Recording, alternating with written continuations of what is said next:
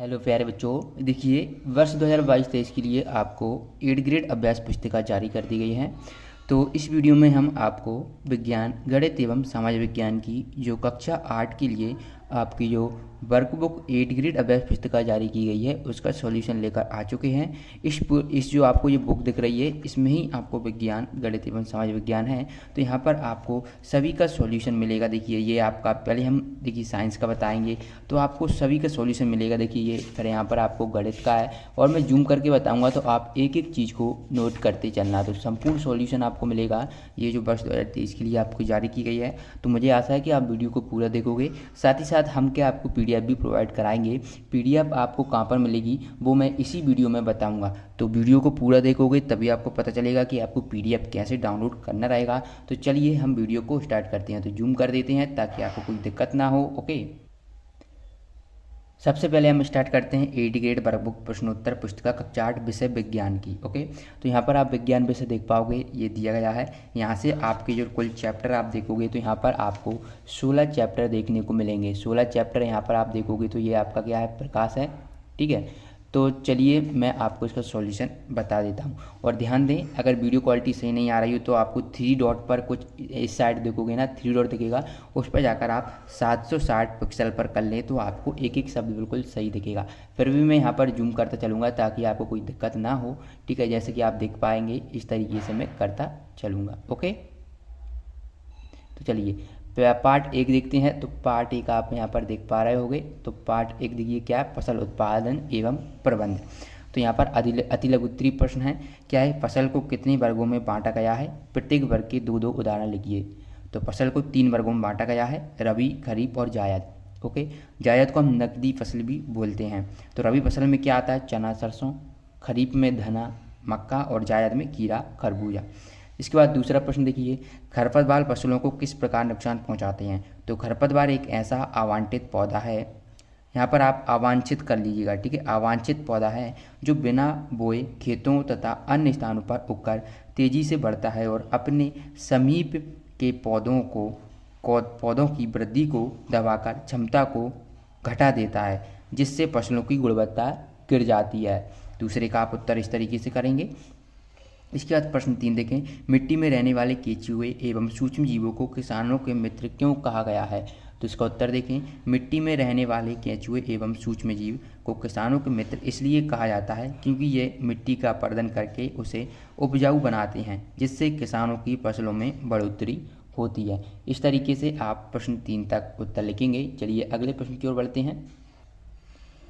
इसके बाद देखते हैं प्रश्न 4 दिया गया है कि सीड ड्रिल यंत्र द्वारा बुआई करने से क्या क्या लाभ हैं। तो इसका उत्तर आप लिखेंगे, बीज की बुआई में समय की बचत होती है अगर हम सीड ड्रिल यंत्र का उपयोग करते हैं। दूसरा है, बुआई के समय मजदूरों पर होने वाली लागत में कमी आती है और प्रत्येक लाइन के बीच निश्चित दूरी होती है। इसके बाद देखिए 5वां, खाद देने से फसलों को क्या क्या लाभ होते हैं। तो मिट्टी में वायु संचार बढ़ता है। दूसरा, मिट्टी में जल धारण व जल से सूखने की क्षमता भी बढ़ती है। तीसरा आप लिखेंगे, मिट्टी में टॉप का स्तर सुधरता है और पौधों की जड़ों का विकास अच्छा होता है। और 5वां लिखेंगे, मिट्टी के कण एक दूसरे से चपते हैं, मिट्टी का कटाव कम होता है। पीडीएफ भी मिलेगी, वीडियो को पूरा देखोगे तो पीडीएफ भी आप यहाँ से डाउनलोड कर पाओगे। और किसी भी चैनल पर आपको पीडीएफ नहीं मिलती है तो यहाँ पर आपको पीडीएफ भी प्रोवाइड कराई जाती है। या तो आप हमारे व्हाट्सएप ग्रुप को ज्वाइन कर लें, लिंक आपको डिस्क्रिप्शन बॉक्स में दी गई है, वहाँ पर आपको व्हाट्सएप पर मिल जाएगी पीडीएफ इसकी। नहीं तो मैं एक प्रोसेस बताऊँगा, उसको आपको फॉलो करना पड़ेगा। चलिए प्रश्न 6 देखते हैं, फसल के भंडारण से पूर्व धूप में सुखाना क्यों आवश्यक है। तो फसल के भंडार से पूर्व धूप में सुखाना इसलिए आवश्यक है ताकि फसलों में डाले गए रासायनिक उर्वरक की मात्रा फसलों से दूर हो जाए और फसल सर्वोत्तम हो। इस तरीके से आप प्रश्न 6 का उत्तर दोगे। इसके बाद देखिए प्रश्न 7 दिया गया है, आपको सभी प्रश्नों के उत्तर मिल रहे हैं। प्रश्न 7 देखिए, फसल बोने से पूर्व आप स्वस्थ बीजों का चयन किस प्रकार करेंगे।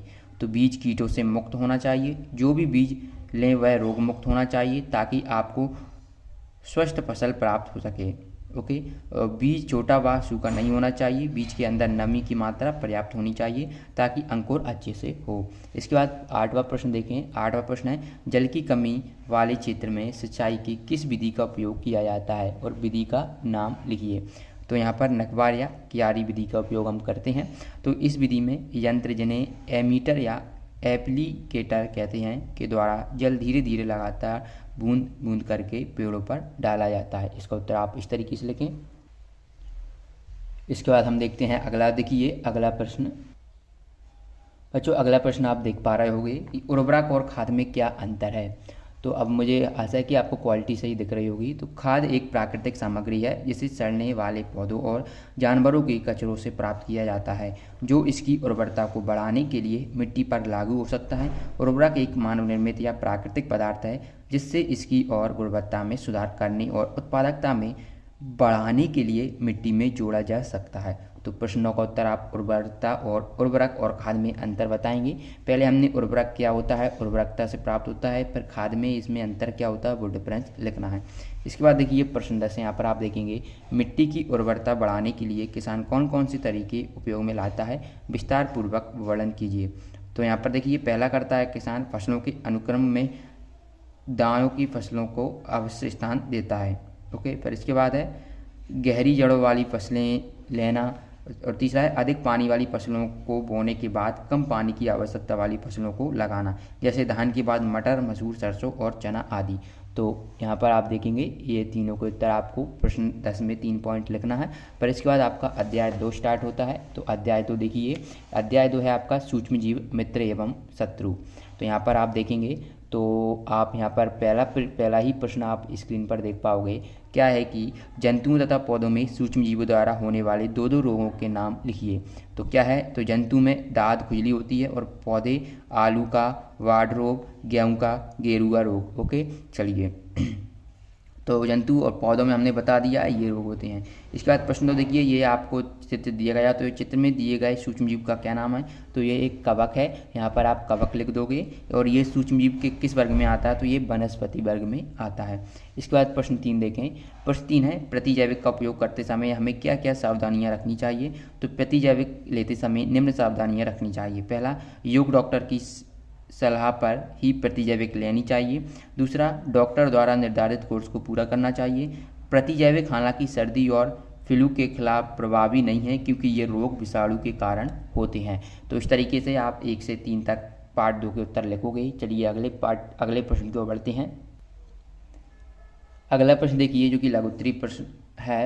यहाँ पर पहले प्रश्न 4 देखते हैं, 3 तक हमने यहाँ पर कर लिया था कवर। ओके, तो यहाँ हम करते हैं 4 तक। पहला है पहेली ने दही जमाने के लिए गुनगुने दूध में कुछ दही मिलाकर उसे रेफ्रिजरेटर में रख दिया। अगले दिन उसने देखा दही नहीं जमा। दही न जमने का क्या कारण है, तो क्योंकि गुनगुने दूध में दही मिलाने पर दूध फट जाता है और वह जमता नहीं है। ओके चलिए देखिए यहाँ पर प्रश्न 5 देखें। प्रश्न 5 आप देख पा रहे हैं, क्या है कि मित्रवत सूक्ष्मजीव क्या होते हैं, ये हमारे लिए क्यों उपयोगी हैं। तो मित्रवत सूक्ष्मजीव विभिन्न कार्यों में उपयोग किए जाते हैं। इनका उपयोग दही, ब्रेड एवं केक बनाने में भी किया जाता है। प्राचीन काल से ही सूक्ष्मजीवों का उपयोग यहाँ पर आप देखेंगे प्राचीन काल से ही सूक्ष्मजीवों का उपयोग अल्कोहल बनाने में किया जाता रहा है और पर्यावरण को स्वस्थ रखने के लिए भी इनका उपयोग किया जाता है। इसके बाद 6 प्रश्न देखिए, वैक्सीन यानी टीका हमारे शरीर में किस प्रकार कार्य करती है। तो टीका एक जीवों के शरीर का उपयोग करके बनाया गया द्रव्य है जिसके लिए प्रयोग से शरीर में किसी रोग विशेष से लड़ने की क्षमता बढ़ जाती है। ओके, फिर टीका लगाने का मुख्य प्रयोजन बिना रोग उत्पन्न किए शरीर में रोग निरोधी प्रतिरक्षी का निर्माण करना है। इसके बाद प्रश्न 7 देखें। प्रश्न 7 आप यहाँ पर देख पाओगे। तो प्रश्न 7 आप स्क्रीन पर देखेंगे तो क्या है कि पहेली ने आधा किलो आटा लेकर उसमें थोड़ी सी चीनी डालकर गर्म जल मिलाया तथा 1 चुटकी ईस्ट पाउडर मिलाकर गूंथ लिया। 2 घंटे पश्चात उसने देखा आटा फूल गया। पहेली के निम्न प्रश्नों के उत्तर देने में मदद कीजिए। पहला प्रश्न है आटे के फूलने में ईस्ट किस प्रकार सहायक है। तो ईस्ट को जब आटे में मिलाकर कुछ देर रखा जाता है तो इसमें कार्बन डाइऑक्साइड और अल्कोहल का निर्माण होता है, तो जिससे आटा क्या होता है, फूल जाता है। दूसरा देखते हैं, ईस्ट का उपयोग किस उद्योग में किया जाता है। तो ब्रेड एवं केक उद्योग में ईस्ट का उपयोग किया जाता है। इसके बाद हम अगला देखिए, क्या इडली व डोसा बनाने में ईस्ट का उपयोग होता है। तो हम यहाँ पर करेंगे नहीं। अगला देखिए, साधारण नमक को किस प्रकार परिरक्षक के रूप में उपयोग करते हैं। तो खाद्य पदार्थों को खराब होने से बचाने के लिए नमक का उपयोग परिरक्षक के रूप में किया जाता है। ये खाद्य पदार्थों में बैक्टीरिया की वृद्धि को रोकता है। तो यहाँ पर आप इस प्रश्न का उत्तर दे लेना। चलिए 8वें के बाद अगले प्रश्न की ओर बढ़ते हैं। यहाँ पर अगला प्रश्न है प्रश्न 9, नाइट्रोजन चक्र को आरेख द्वारा प्रदर्शित कीजिए। तो ये आपको कुछ इस तरीके का आरेख बना लेना है। यहाँ पर जंतु है, जंतु खाद्य पदार्थ है, पर ये पेड़ पौधे हो जाएंगे, पर ये जैव स्थिरीकरण हो जाएगा।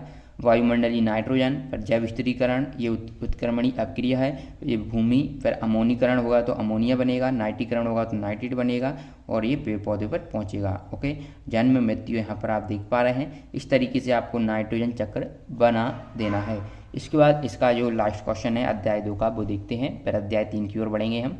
अध्याय यहाँ पर 10 देखिए, मनुष्य में सूक्ष्मजीवों द्वारा होने वाले सामान्य रोग, उनके रोगजनक सूक्ष्मजीवों तथा रोग से बचाव के उपायों की तालिकाबद्ध कीजिए। मानव रोग, रोगजनक सूक्ष्मजीव और बचाव के उपाय। जैसे 6 रोग हैं, जीवाणु, ये क्या होगा, वायु से हो सकता है संक्रमण द्वारा। रोगों की वस्तुओं को अलग करना चाहिए। ओके, जो रोगी है जिससे वो पीड़ित है उसकी जो वस्तुएं हैं उन्हें हमें अलग रखना चाहिए। 6 रोग हो जाएगा, फिर खसरा हो जाएगा, और हैजा, मलेरिया।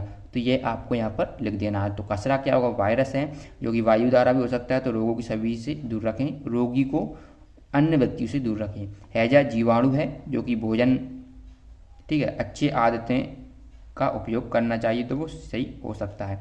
इस तरीके से आप इसका उत्तर कर लेंगे। फिर अध्याय 3 की ओर बढ़ते हैं। अध्याय हमारा 3 है, पार्ट 3 है, संश्लेषित रेशे और प्लास्टिक। तो इसका पहला प्रश्न है, नायलॉन के किस गुण के कारण उसका उपयोग कपड़ों के निर्माण में होता है।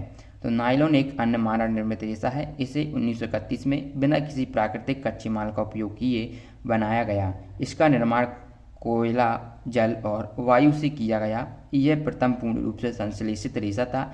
तो आपको ऑब्जेक्टिव में भी पूछा जाता है नायलॉन है तो एक क्या है, संश्लेषित रेशा है।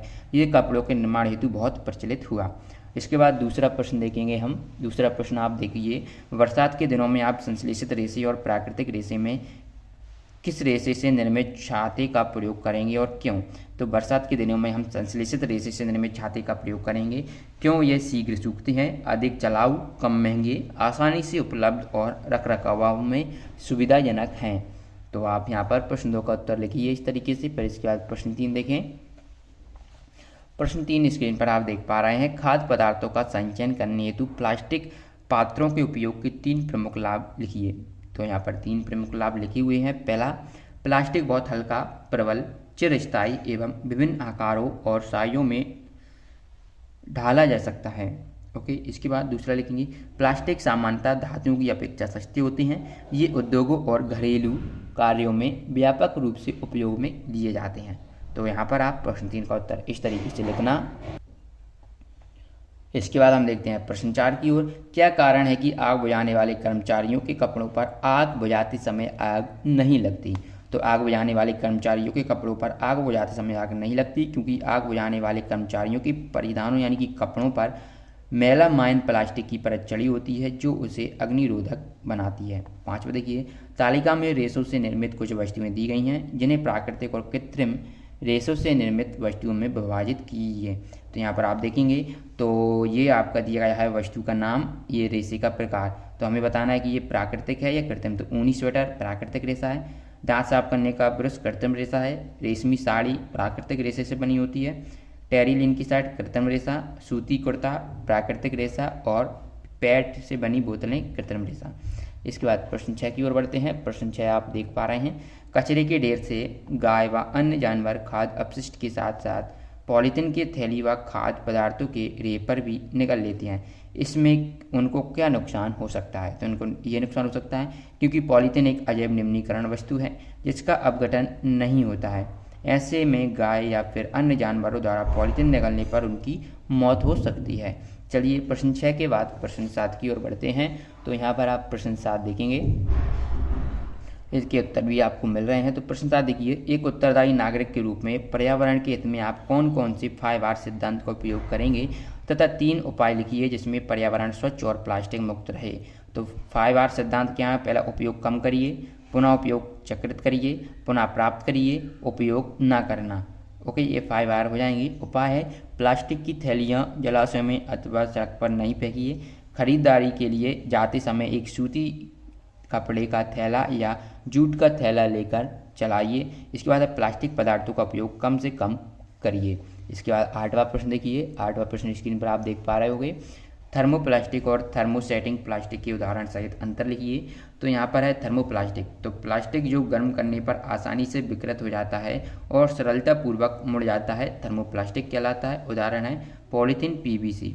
जबकि थर्मोसेटिंग होता है प्लास्टिक जो एक बार सांचे में ढाल दिया जाता है तो उन्हें ऊष्मा देकर गर्म नहीं किया जा सकता है, ये थर्मोसेटिंग प्लास्टिक कहलाते हैं। जैसे बेकिलाइट और मेलामाइन। अभी मैंने बताया था मेलामाइन क्या होता है, जो कि कर्मचारी होते हैं आग बुझाने वाले, उनकी कपड़ों पर इसका उपयोग किया जाता है जिससे कि कर्मचारियों के कपड़ों पर आग नहीं लगती हो, अभी मैंने बताया था। चलिए अगले प्रश्न की ओर बढ़ते हैं